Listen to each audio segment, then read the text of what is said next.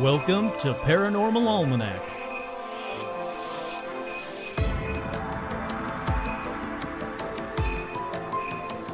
With your host, Kurt Sandvig.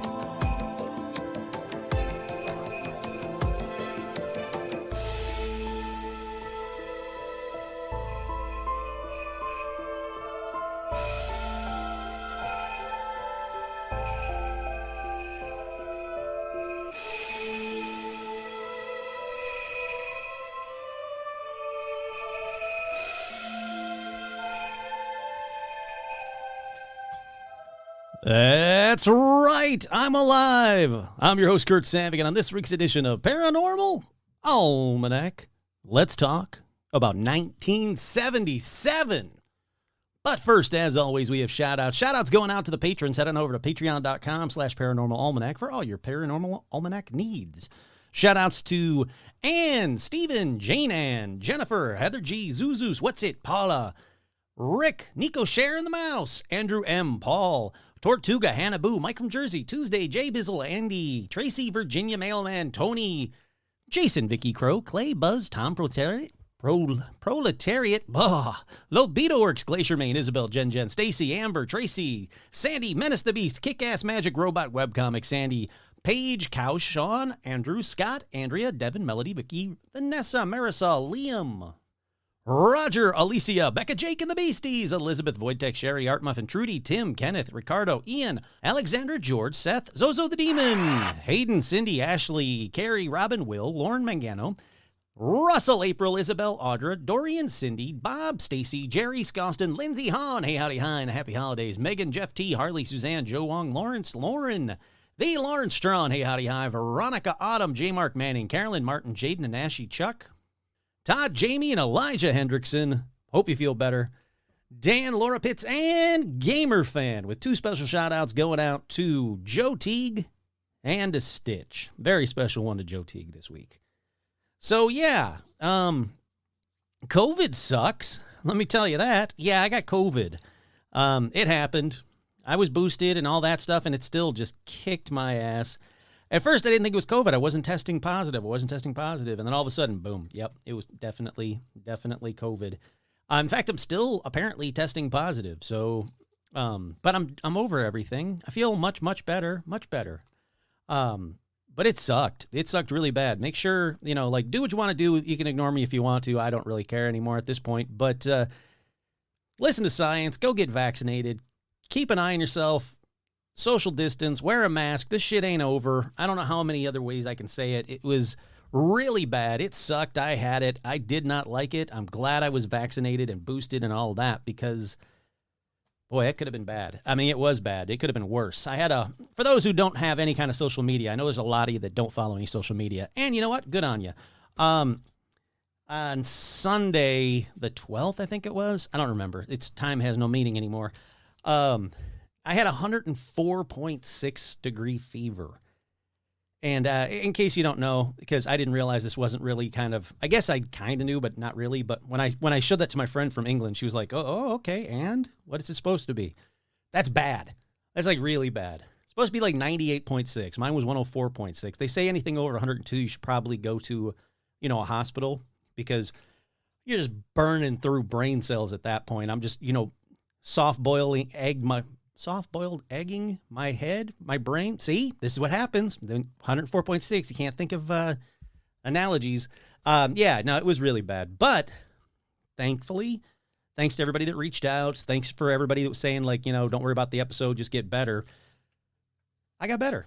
I'm here. I'm good. I'm a little winded. I'm not going to lie. The shout-outs did wind me. So I'm not 100%, obviously, but I'm much better. I feel much better. Alrighty, let's get right on into, how do I do this again? Paranormal news. Strange things happen every day. Keep a watch out and be on your way. That's just the way the universe moves. But now it's time for paranormal news. That's right, paranormal news time. A little rusty. Like I said, I'm going to be a little bit winded, not 100% perfect on the voice, but you should have heard me last week. It would have.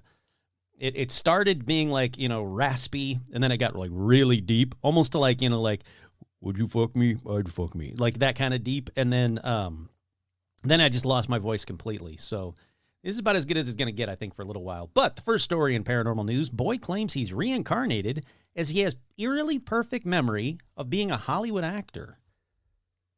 A young boy is claimed to be the reincarnation of a Hollywood actor who died nearly 60 years ago. You can see the boy elaborating on his spooky claims below. All right, well, let's do that. I'm sure there's going to be an ad. I'm going to bet money there's going to be an ad. So I'm going to mute it because no free ads on Paranormal Almanac. His name is Ryan Hammond from Oklahoma. Made this claim in 2015 when he was 10 years old. Here we go. He remembers things he couldn't possibly from a time long before he was born. That's according to his mom. She turned to experts of the mind for some answers. NBC's Cynthia McFadden tonight with the incredible story of what they found. It's not unusual for little boys to have vivid imaginations. That's true. But Ryan's stories were legendary. He said, Mom, I have something I need to tell you. I think I used to be somebody else. And he started just telling me these stories about how he had lived in Hollywood. His stories were so detailed. It just wasn't like a child that could have made it up. Ryan talked about dancing on Broadway, working for an agency, traveling the world, being married 5 times. He even said the street he lived on had the word rock in it. And it would be, my last room was grander. I want to go back to my swimming pool. But things got really strange when they picked up a book about the golden age of Hollywood. She turns to a page and I say, that's me. That's who I was. That's me. Yeah. But the man in the picture wasn't even a major star, just an unnamed extra with no like lines in an old Mae West film.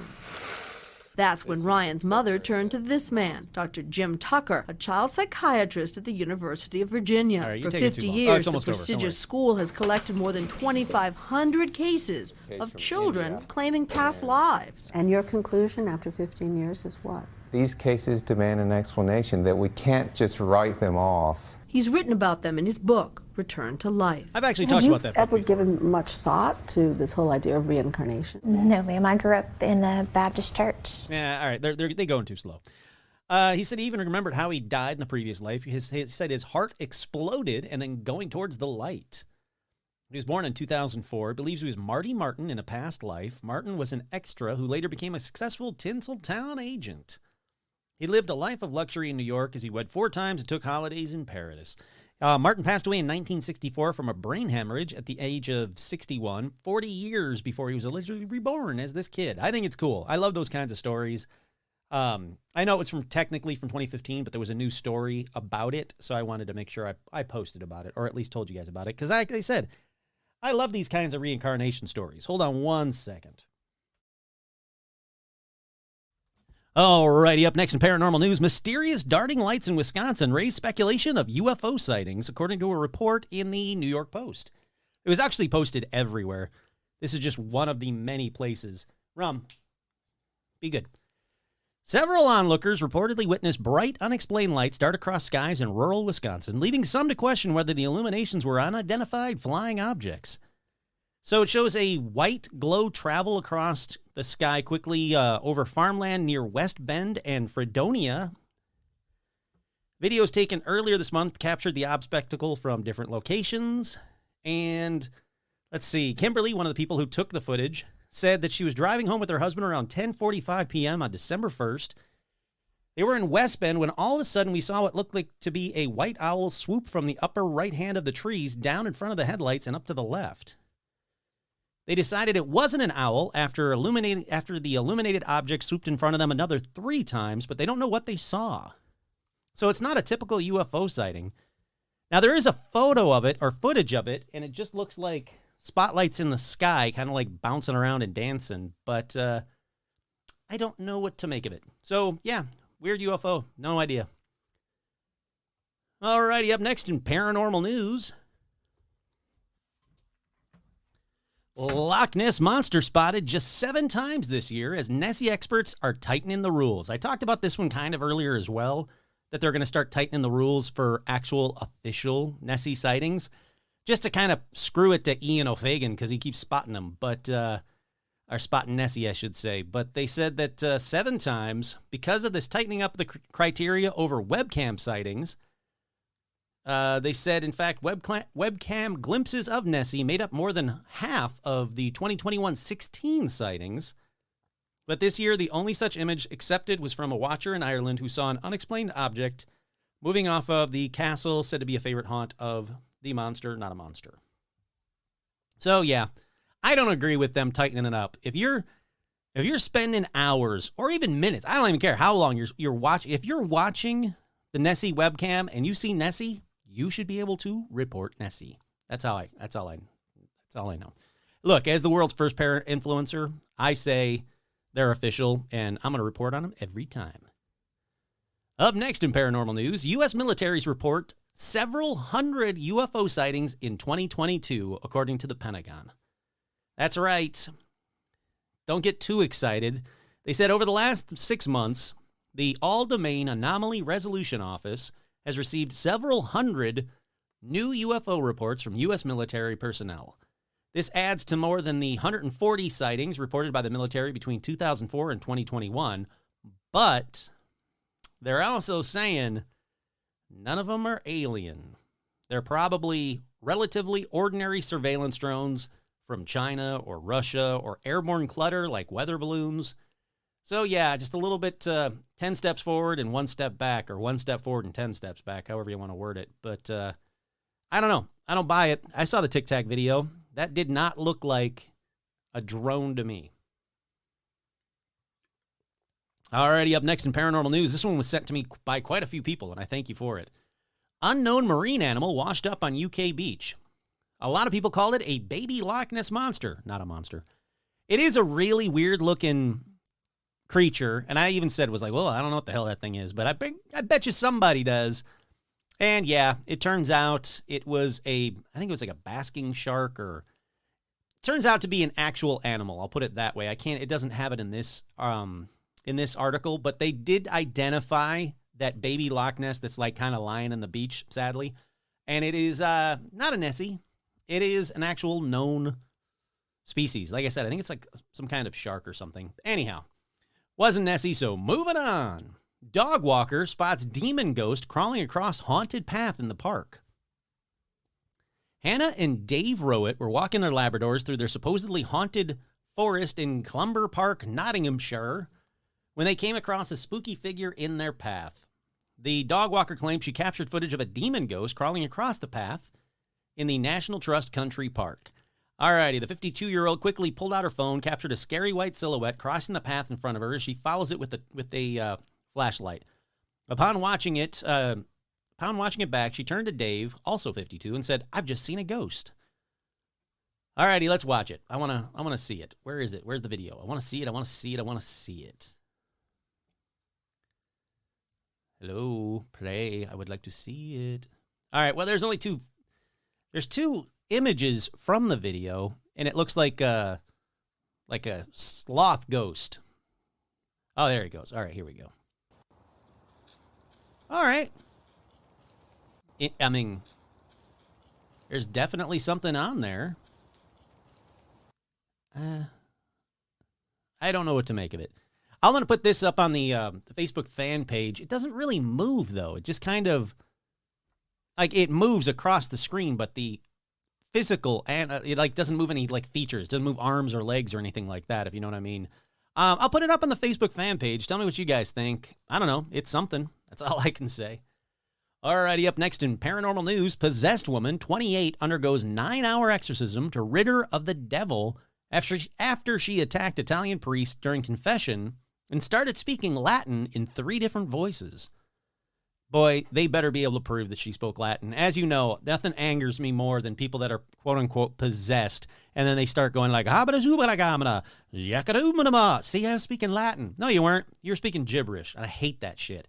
Like, if it's Latin, cool. Prove that you never spoke Latin before. And don't do like, like Sic Semperis Tyrannis or something like, like E pluribus unum or E pluribus anus. Like, I want real Latin. I want Latin that makes sense to somebody who's possessed by a demon.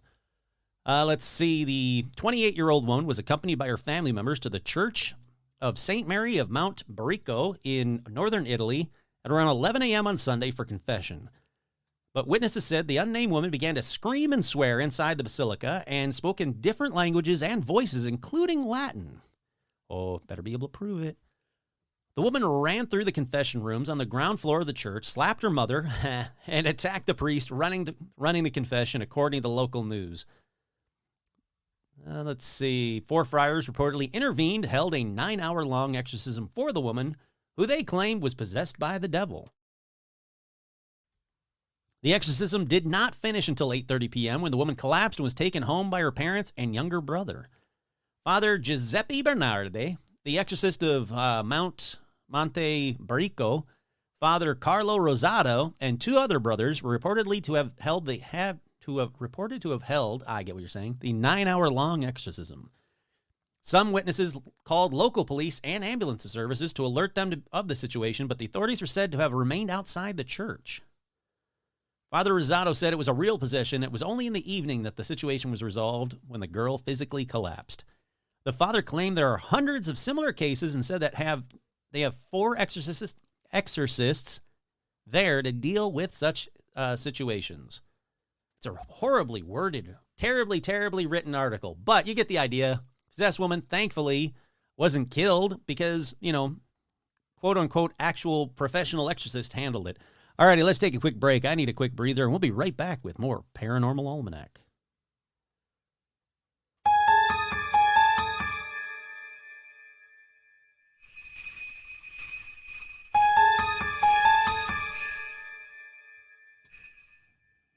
Stop, sleigh bell, stop.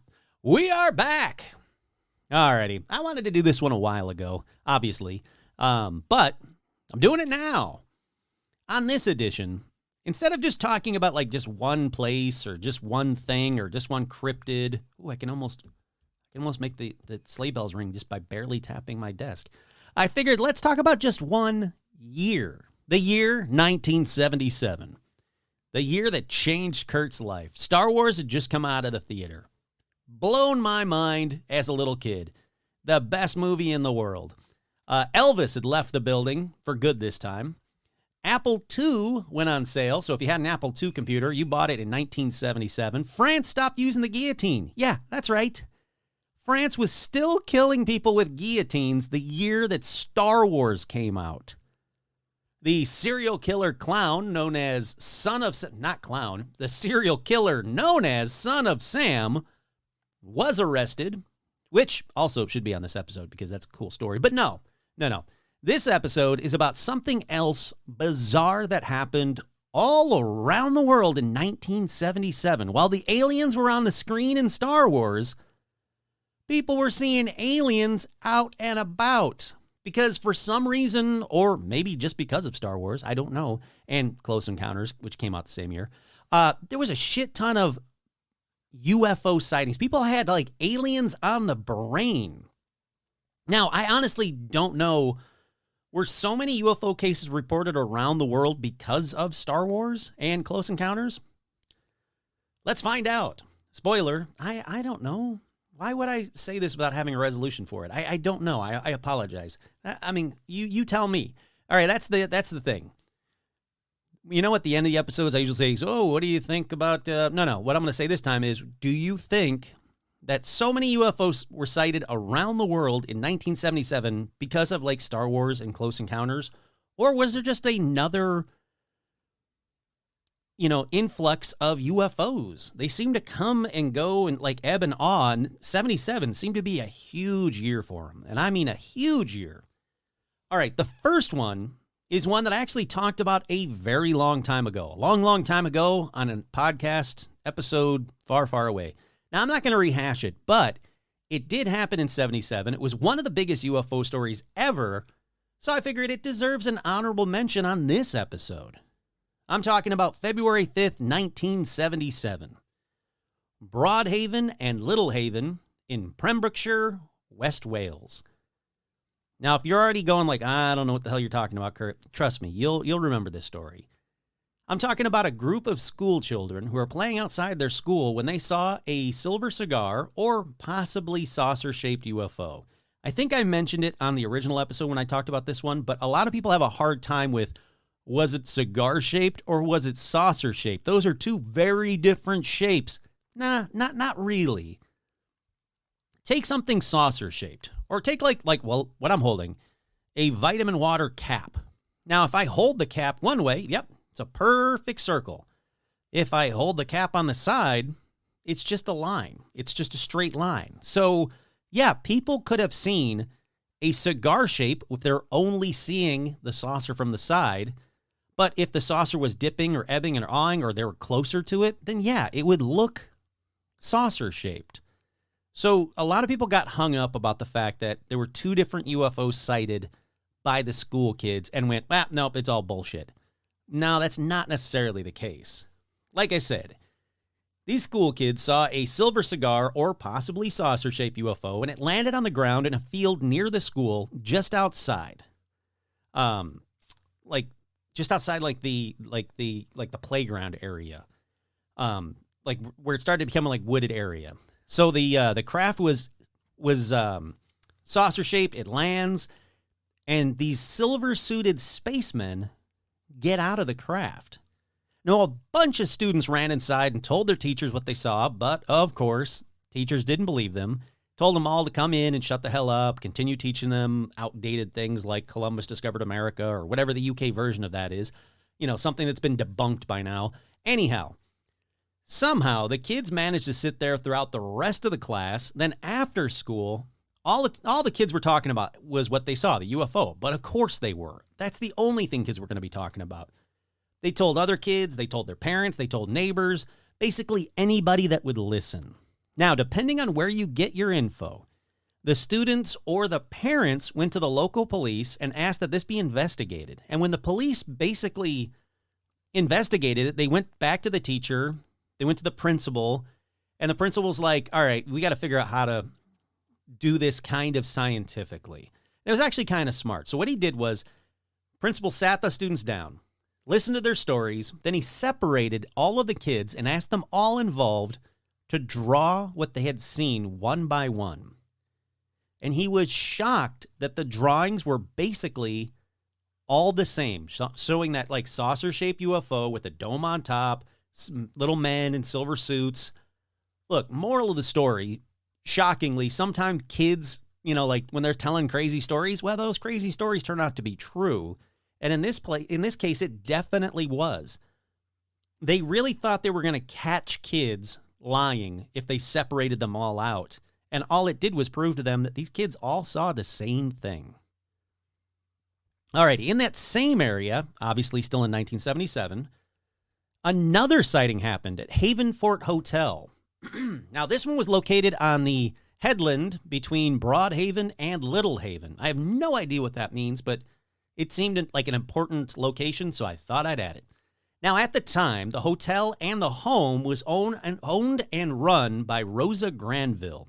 And in 2016, her daughter Francine said, "My mom Rosa was a no-nonsense sort of woman. This was very much out of her character. She was not the type of person to believe in aliens." She said, "It was early morning and Mom was woken up by a buzzing noise, and she thought she'd left the gas boiler on. Once downstairs, she realized the noise was from outside, so she looked out and saw about 100 feet away an oval object she could only describe as a spacecraft with lights slowly, with lights on it. Oh, I see. With lights on it slowly landing, and then two figures emerged. Yep, you guess it, in silver suits. This wasn't the exact same sighting that school children had. It was just in the same area around that same time. She said she was terrified because the figures, although reminiscent of men, had exceptionally long arms and legs. Their heads were covered by helmets. She called them creatures. Francine said that they were the unexplained craft. Where the unexplained craft landed, it left a small crater in the ground, which had a ridge around the outside that she says was still there decades later. She's like, it's now hidden underneath undergrowth, but if you were to clean up that undergrowth, like get some landscapers in there, you'll still see that ring, the crater where the UFO landed. Now, Rosa said in a subsequent letter that she wrote to her MP, Nicholas Edwards, that the incident left her feeling, quote, agitated and disturbed and not the least bit desirous of another encounter. One sighting of the silver figures, that's weird. That's bizarre. Yep, get it. 2 sightings, even weirder. But get this. A lot of these tall, silver-suited humanoids were seen around that same time in that same area.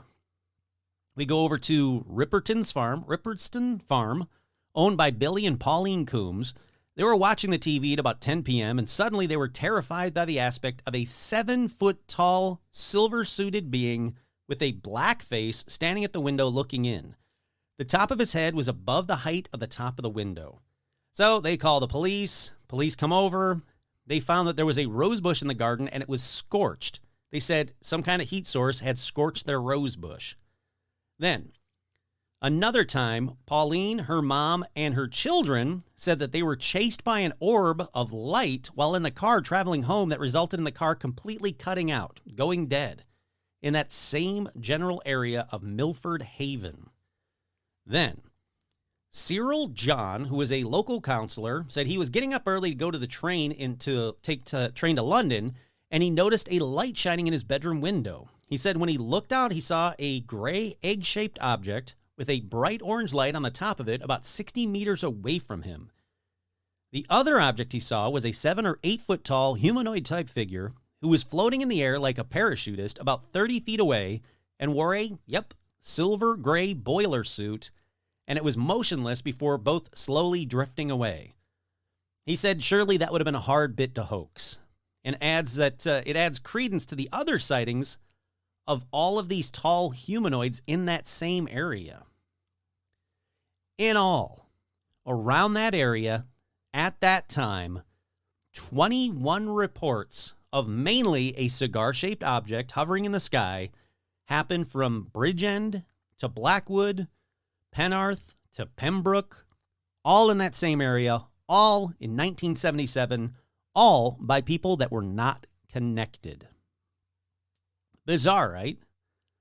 Like I said, for whatever reason, in that time, and I spoke about that first one, the kids, but I never spoke about the other sightings that happened. And sure, I thought maybe there'd be 1 or 2 other sightings of that exact same landing. No, there were 21 other sightings in that area at different times, all around the same time. Alrighty, now, early debunk time in this episode. Not everything that happened in 1977 was extraterrestrials. Like I said, there were a lot of UFOs that were seen, but some of them had earthly origins like this one. Oh, that's a commercial. Not like that one. Like this one.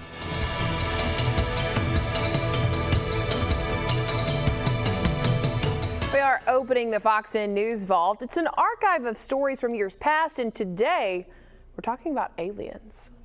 We have received many reports of UFO sightings over Mobile the past few weeks, so we sent Bill Capo to find the little green men and report back.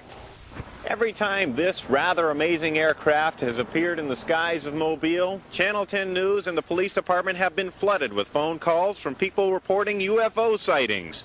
But, as it turns out, the whole thing is nothing more than the latest in advertising gimmicks.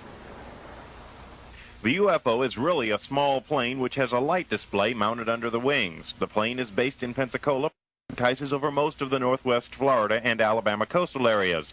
It is owned by Moonglows Incorporated, an Atlanta-based firm. The sign is longer than the wings and can produce letters and simple figures with a small computer. One of the reasons it is mistaken for a UFO is that the plane cruises at only about 40 miles per hour. Flying over Mobile, he centers the flight over heavy traffic areas, the major shopping centers here, the expressway, the ballparks where kids are out playing baseball, whatever, and flies with several different messages in one night for about 3 or 4 hours. What is it that makes these kind of flights unique? Well, it's very different. A lot of people haven't seen it, especially from this area. They get a big charge out of reading it, and they think it's a lot of fun. And they remember what they read. One final note, from a distance, the advertising plane's sign resembles closely a slowly revolving object. And that is perhaps the reason so many people have run to their phones to report they have seen Martians in the skies above Mobile. Yeah. Yeah, you know, it makes a lot of sense. Again, it's 1977. You look up, you see something that looks like a rotating object of lights in the sky. Yeah, it's kind of freaky. That actually kind of happened. That same kind of thing happened. I don't think it was in 1977, but it was definitely when I was a kid. My dad got home from work and he was like, hey, come outside and look, there's a UFO outside. And we're like, what the hell? And we walked outside. My dad's not into UFOs at all. We go outside and sure enough, there was a UFO in the sky. It was lit up. It was silent. There were, you know, seemed to be rotating. But what it turned out to be was the Goodyear blimp just on its way down to, I don't know, Tiger Stadium. How the hell would I know? I was a kid. I wasn't flying the damn thing. All I know is it was freaky, but after a second, even me as a kid, I was like, oh, yeah, it's the Goodyear blimp. I know what that is. So all I wanted to say is basically I was smarter than people in Mobile, Alabama in 1977. And I'd like to think I still am.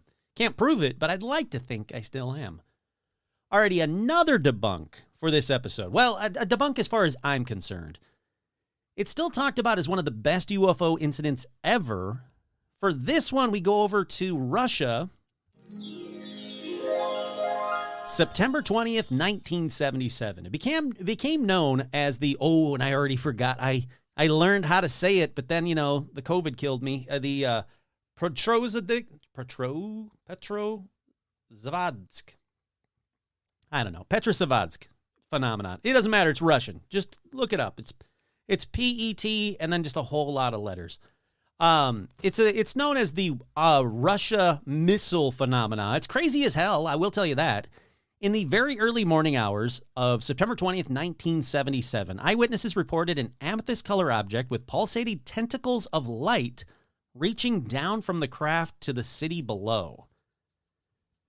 It was widely reported the following day in newspapers. In Helsinki, many eyewitnesses said they saw a glowing ball, and in Turku, sure, 2 men reported spotting a spinning object similar to a life buoy, but up in the sky, obviously. In Denmark, pilots flying over Copenhagen saw a glowing object they couldn't explain. So, what exactly was it? A UFO? Giant space jellyfish? Well, despite, again, what a lot of ufologists and podcasters say, this one actually has a human origin. It was actually the launch of a Soviet spy satellite named Cosmos 955, or 955. It was launched from the Plasitsk Cosmodrome, situated about 350 kilometers east of that town, Petrozavodsk. I think that is that, actually. All right, so what people were seeing was the Cosmo 955's booster contrails, and it was actually reported by the Western press that the same day, you know, because they were keeping an eye on what the hell the Soviet Union was launching into space. So they were keeping an eye on it, and they were like, oh, look, they're launching something. Wonder what it is. Probably a spy satellite. Yep, sure enough was. But the reports were, suppressed in the Soviet Union, everything else. And so people just started talking, going to town, saying that they saw this weird, tentacly pulsating light thing up in the sky. And the story kind of took off on its own. Like I said, if you've ever seen a SpaceX launch or other satellite launches, which I have out here in California, and they kind of do look like a space jellyfish or something kind of pulsating. You can look them up online on TikTok. I know there are a bunch of videos of it. And people that'll be driving and they'll stop their car because it's bizarre to watch a satellite launch or a big rocket launch. But, I guess if you didn't know what you were looking at and your government was just like, nope, nothing to see here, we didn't launch anything. Sure, I could see why all of these people in all these towns, drinking vodka, telling these stories about this UFO they saw. And like I said, the stories, they grew and they grew and they grew over the years, kind of like they do online now. One newspaper reported at the time that the UFO was, quote, as big as a football field, and that the UFO's rays had drilled holes into the pavement and through windshields of through the windows of houses. A doctor actually reported that his ambulance went out of control when the UFO appeared. Well, yeah, you were probably watching it and not the road, and you crashed your ambulance. Basically, people in the Soviet Union at the time even thought it was an American nuclear attack. That's true. They actually did. They really thought they were under a nuclear attack by us, by the Americans. Now, since it wasn't going away, the Soviets were like, all right, we got to figure out what to do to kind of clamp down on this. So they did stories with scientists to assure the public that, like all is well. But all that does is rile people up. Why are they telling me all is well? What is going on? I thought it was well until they told me that. Now I'm afraid. And they were like, all right, it was a rocket stage burning up. The visibility depends on the material of the Sputnik, is what Vladimir Krat, director of the Pulkovo Observatory, stated around that time. He said, Sputniks can explode on re-entry sometimes, and the products of the explosion can remain in the air for a long, long time. Well, then they started saying it was other things. When they became apparent that it was not convincing, hi, Rum, I love you too. When it was not convincing anyone, they were like, all right, let's try something else out. So they had a new explanation. M. Dmitriev, who is doctor of chemical scientists, that's his sciences, doctor of chemical scientists, that was his actual title. He said, the phenomenon was due to the formation of an airglow zone in the atmosphere, a so-called chemiluminescence zone. He then explained that chemiluminescence was how, like, nitrous oxide pollution from factories back in the day, it was kind of like an aurora borealis, but it was caused by nitrous oxide pollution. So they were like, okay, so was it that, or was it, the Sputnik rocket thingy? Well, now, then the Soviet Union said, all right, we're going to do a press junket. And the press issued yet another explanation and said, no. What you guys saw actually was physical changes in the upper atmosphere, such as geomagnetism. Basically, they were desperately trying to cover up that it was a spy satellite, but the story kept going, like crazier and crazier, and it kept spreading more and more until today, some people still say, well, the Russians kept changing their story, so obviously it's a UFO cover-up. But Kurt here, sorry, it was a spy satellite. It was reported by the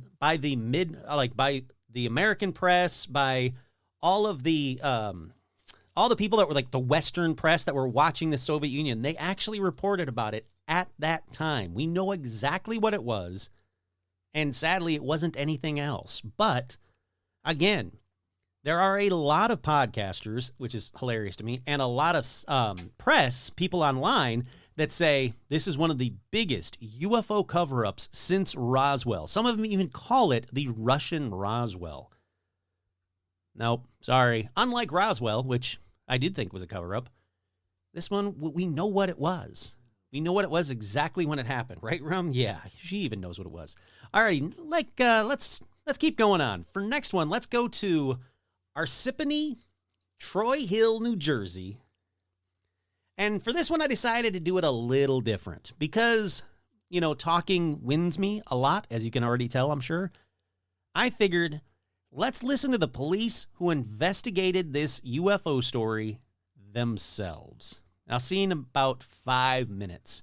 A little bit less. I'm with Lieutenant John Walsh of the Parsippany Troy Hills Police Department. Lieutenant Walsh was the desk officer on duty the evening of July 4th when the UFO incident which occurred in the Parsippany area was brought to the attention of this department.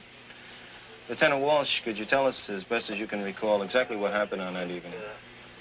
Well, I came on duty at 12 o'clock for the 12 to 8 shift. At approximately 12:05, I began having troubles with the radio transmissions from headquarters to the cars, from the cars back to headquarters. I would transmit a message to the car, and it would go out, and all of a sudden I would get a very strong hum from the radio coming back to headquarters. Later on, approximately 12:30, a male and a female came into headquarters and reported that they had sighted an unidentified flying object in the area of Parsippany.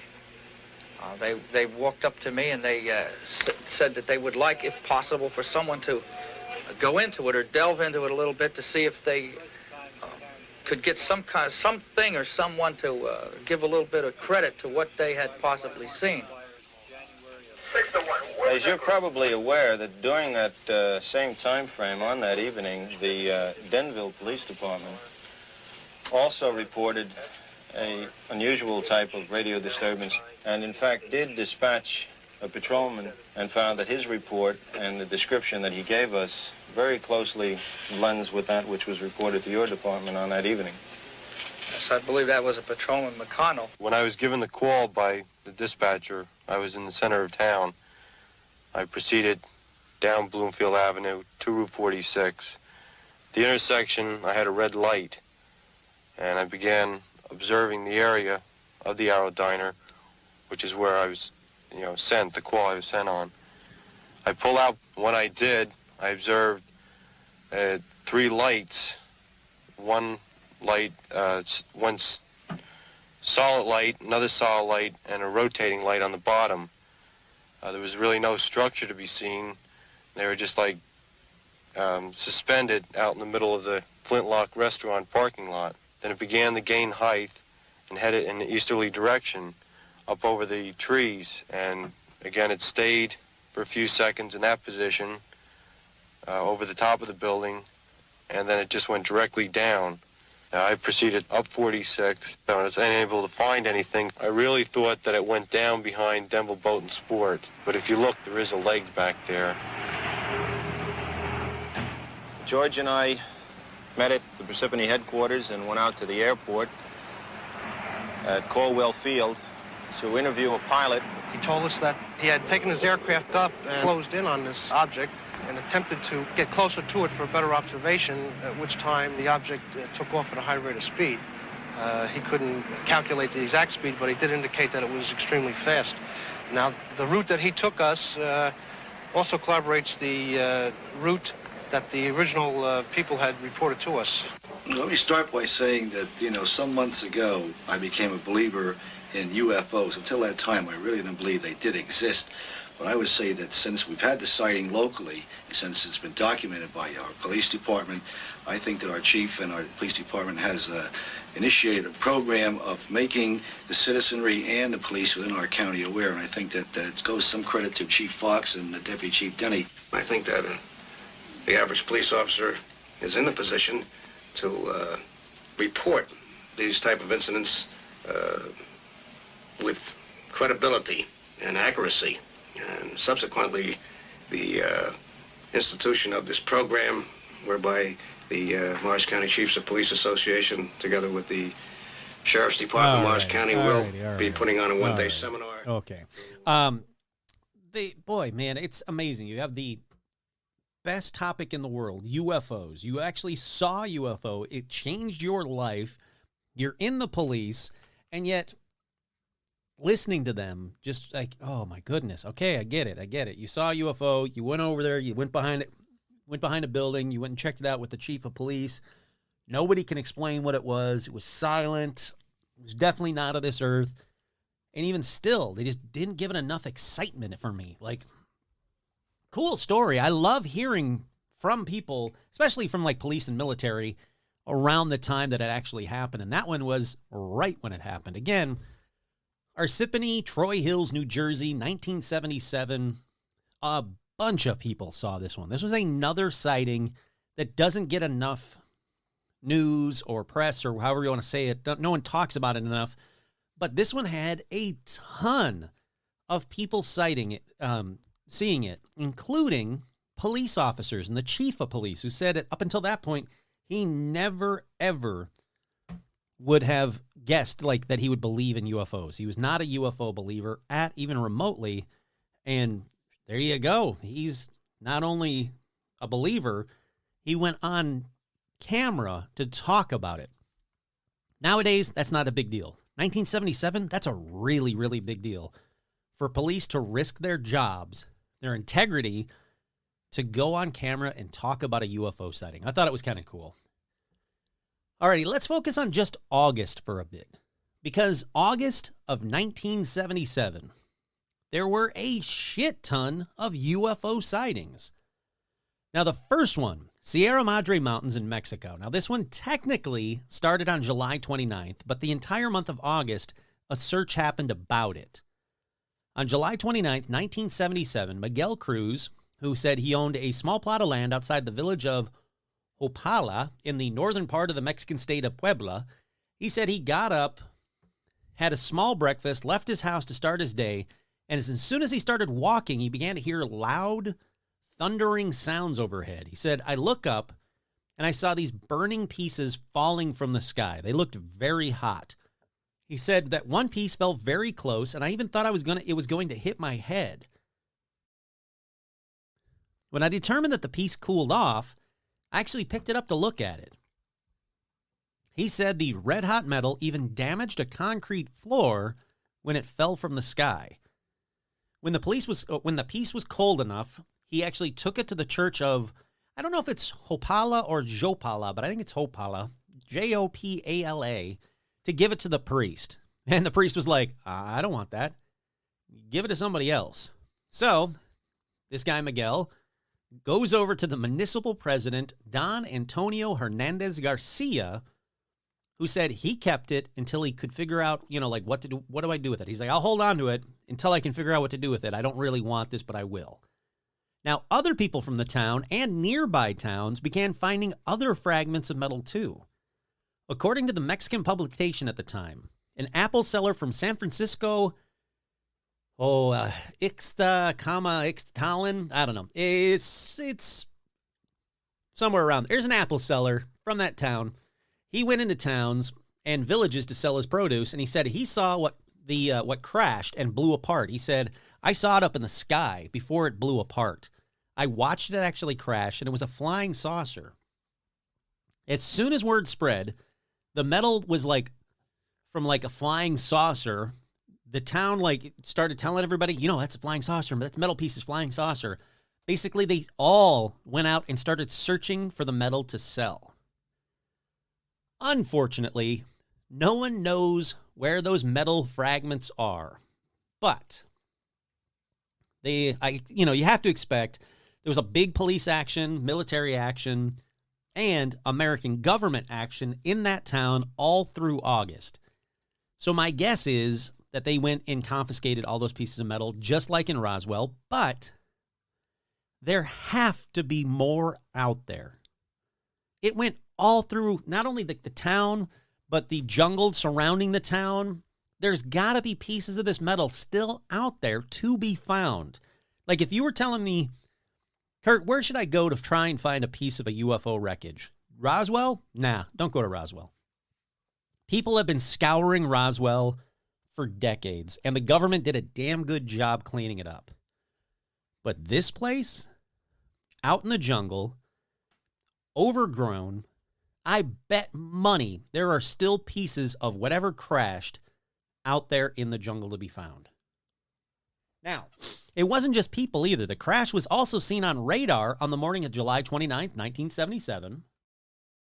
A radar station in the Pacific coastal town of Zihuatanejo tracked an unknown object headed to the northeast. Later, the Benito Juarez International Airport in Mexico City picked up the same blip on their radar. In the air that morning, the crew of Aerolíneas Argentinas Flight 371, flying their Boeing 707 over the countryside of Oaxaca, said that they had seen an object in the sky too. That's over Oaxaca. Then the airport control tower confirmed their sighting as well. The UFO was even caught on film. That's right, Mexican film director Abel Salazar heard that there was an unusual object in the sky. Now, he was on location filming the movie Picardia Mexicana. Now, he instructed his cameraman to point their cameras upward. All cameramen, point them upwards. And on film, the UFO appears in a very large, you ever see the Columbia explosion, sadly, the Space Shuttle Columbia when it exploded? It was just like a sparkler of debris coming down. Well, that's what this looks like on film. Now, many of the movie crew just assumed they were filming a comet or something like that. But By the time the UFO reached Puebla, eyewitnesses reported 3 objects overhead because it was breaking up so badly. So whatever it was big, it was moving slower, and it wasn't like a comet or meteorite. Whatever it was big enough and breaking up enough, again, just like the Space Shuttle Columbia when it broke up. It was breaking off in large chunks, just like this UFO, but this one happened in 1977. So for me, that's corroboration that we were watching a craft breakup. Because how would somebody in 1977 know how to film or fake that over the sky and have a billion people basically on the ground watching it, filming it, seeing it happen at different locations? Something big, something not man-made, but something not natural, not like a meteorite, broke up over the skies. And again, when it fell, it left molten hot metal pieces, fragments, that actually scorched earth and cement and roofs. Now, the first formal investigation was made by reporters Fernando J. Tellez, Fausto Rosales, and Pablo Ortega, and also author Alfonso Salazar. Now, Mendoza, who would eventually write a book about the incident titled The UFO Crash in Puebla, he said over the next few months, the investigators made 13 expeditions to different points in what they called Zone A and Zone B. Now, he called Zone A the initial site that metal came raining down on people, and Zone B, the town of Filomeno Mata. Now, they investigated multiple other sites based on eyewitness testimony as well, including rugged mountains and jungle areas. Again, places where I don't care how much of a fine-tooth comb you go over it, you're going to miss scraps of metal. Now, these reporters and that author, said that they themselves found scraps of metal and recorded eyewitness testimony from all zones. The team of reporters actually took one of the debris samples to a lab, but when they did it, they didn't inform the lab of what this piece of metal was. They just went, all right, here's a piece of metal. The metallurgist who tested the metal piece came up with something weird, though. They said it was an extremely durable steel, silicon, chromium alloy that was very close to an alloy of Spanish origin used to manufacture high-resistant industrial springs. Now, the metallurgist said it was the first time they had seen something like that in the form of a sheet, and they called it, quote, a rare piece for a rare use. Now, there is one possible explanation. On July 17th, now again, July 29th is when this stuff started coming down, but a possible explanation. On July 17th, 1977, Soviet Union again launching the Cosmo 929 satellite from Kazakhstan.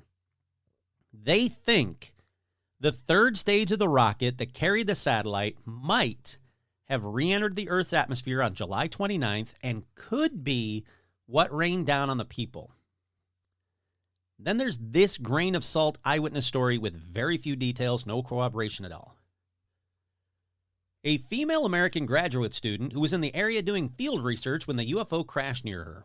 She went over to the crash site and said a group of small beings emerged, immobilized her, took her aboard. The woman's boyfriend was a U.S. Marine, but he was not with her. Boom, that's it. Just some random story about a random American who said that she watched the UFO crash, some small beings came out, they immobilized her and took her on board. Now, no names, no nothing, concrete, so again, big grain of salt, but here's another one. Same kind of thing as far as I'm concerned. A woman in a village claimed that she used the bright red blood of the dead extraterrestrials in the paints that she uses to decorate her pottery. Sure. This one seems easy enough to prove. You buy a piece of her pottery that she says uses alien blood paint, have it analyzed, boom, done. Then there's this one that just has to be true. The aliens survived the crash unharmed, and one of them joined a soccer match in one of the local towns and used their mastery of anti-gravity techniques to do unimaginable things with a soccer ball to ensure a victory for their team. Look, why that last one wasn't made into a Disney movie in the 80s is beyond me, but get rid of all of these batshit crazy grain of salt stories from eyewitnesses. Get rid of all of that. You're telling me that our government, the U.S. government, the Mexican government, went through for a full month, searched and took every scrap of metal they could find, knowing that it was a Cosmo 929 satellite, the third stage of a rocket. They wouldn't give a shit about a third stage of a rocket. Something else happened there. The fact that people saw a saucer, a flying saucer breaking up, that doesn't sound like the third stage of a rocket. If they said they saw something cigar-shaped slowly breaking up, sure, maybe. But also, the third stage of a rocket that carried a satellite. Now, again, I'm no rocket expert. I'm no rocket scientist. But even in 1977, people would know enough of what a rocket looks like. And I can't imagine that it breaks up the way that the Space Shuttle Columbia would break up, to the point where no one would recognize any of the pieces. Even the Columbia, there were huge chunks of the Columbia that was very obviously a space shuttle after the fact. I don't know. I call bullshit on the fact that, again, this is just, it's just me, and why would I say one is definitely a rocket, even though that one was definitely a rocket that they saw over Russia. That's definitely a rocket launch. They didn't see a UFO crashing on that one. But on this one, I don't know. To me, again, if you were to say, where should people go to look for crashed UFOs? This would be one of the places I would send somebody. Get yourself a bunch of people with a bunch of metal detectors, go out there and try and find these pieces of metal, and you'd be able to prove it pretty quickly. Was it part of a rocket or was it part of a UFO? Alrighty, let's move on to the Ukraine. August 77, still. The banks of the Dnieper River. Dnieper River? I don't know. It doesn't matter. It's in the Ukraine. I've never been there. A 39-year-old man encountered several aliens ranging from 1.6 meters to 3 meters in height. He said they had a stumpy build, light pink skin, very flat noses with nostrils sharply turned up. He said their eyes were almost human-like. They were dressed in a dull gray, tight-fitting overalls with dark covering cloaks over their shoulders. Kurt here. So let me read these again. About 1.5 meters tall, stumpy build, light pink skin, very flat noses, nostrils sharply turned, wearing dull gray, tight-fitting overalls with dark covering cloaks over their shoulders. Yeah, this guy's describing pigs in space. You know the Muppet Show sketch from back in the 70s? This is 77, come on. Anyhow, he said they could smile and possessed a sense of humor. Yep, pigs in space. Communication was both telepathy and a brief time by voice. He was taken inside an egg-shaped object, no less than 10 meters in length. The door of the object opened up like an elevator. A bright white light surrounded the craft. Inside, he could see a control panel and a large screen. He said that he was transported aboard a mothership shaped like an L that was orbiting Earth. Now, the large ship had numerous portholes. He was then transported to their planet. The landscape of the alien planet was described as deserted. The buildings resembled shiny, polished blocks of some sort of yellowish plastic. He said he was paralyzed for some time, and most of his memory was erased. Then, Kurt here, I assume a bear came out and told some bad jokes while two old guys insulted him relentlessly from like this booth in the balcony. Look, it's 77, August of 1977. This guy got drunk or high or something and was watching Pigs in Space. He was watching the Muppet Show, and he dreamt this. I'm sorry, but that's just Pigs in Space. Alrighty, let's move past the Pigs in Space to, August 77. This one in Colorado. James Lemming encountered a large silver blue object while driving. He said he was taken on board and met 4 large beings. Physical effects including feeling a mild tingling in the temples, a rush of giddiness, severe pain akin to an electric shock through his neck at the base of his head, and a discoloration of the iris in his left eye. Alrighty, for a second it was sounding like a great visit, then it took a dark turn. Now, I tried to find any interviews with him or even photos of him and his funky Bowie-like left eye, but nothing online, which, as you know, is a red flag for me, so let's move on. Let's see, Scarborough, Ontario. Here's the report given. I did have a sighting back in August. I think it was August, as it was very, very hot, and the year I think was 77 at 11:30 p.m. in Scarborough, Ontario, around York Mills Road and Roywood Drive. My sister and I went for a walk at about 11:30 p.m., and about 5 minutes later, as we were in the small park, there was when we saw a UFO. It was right on top of us. Yes, right on top of us was a saucer-shaped UFO with great colors like orange, green, red, etc. The bottom of the craft had many panels, and on each panel had a color. We stood there in awe as a military helicopter went right by it, as if they didn't even see it or was trying to take a better look, and yes, it was huge, but magnificent.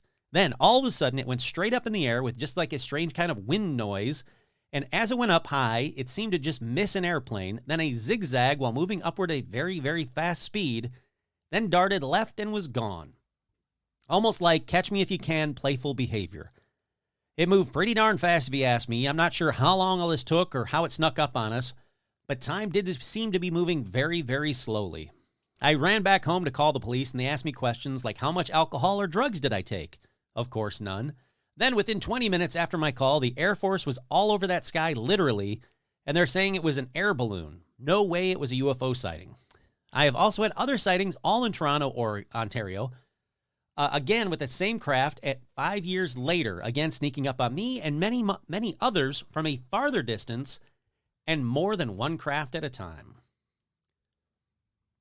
And that about does it. You know, I'm going to end it here just because I'm winded. We hit about an hour, so I'm going to say let's call this one a win while I still have some voice left in me and I still have some air in my lungs. That about does it for this week's edition of Paranormal Almanac. I'm jumping the gun. I'm supposed to ask you guys questions. What do you guys think? Was it Pigs in Space? Yeah, it was Pigs in Space. That was a good sketch, by the way. I used to love The Muppet Show. Still do. I don't know why I said used to. I love The Muppet Show. So what do you think? What the hell was the deal with 1977? Why were so many people seeing so many UFOs all over the world, all around the world? Hope you guys like this one. I know it wasn't 100% for me, but I'm back, and don't worry. I'm going to do even more episodes. I'm going to hopefully get another episode in before Christmas. That's my goal anyway. I already know what I want to do it on, so it's just a matter of doing it. Thank you to everybody that reached out to me. I love you all. Appreciate it. Once again, I'm your host, Kurt Samick, and this has been another edition of Paranormal Almanac, COVID edition.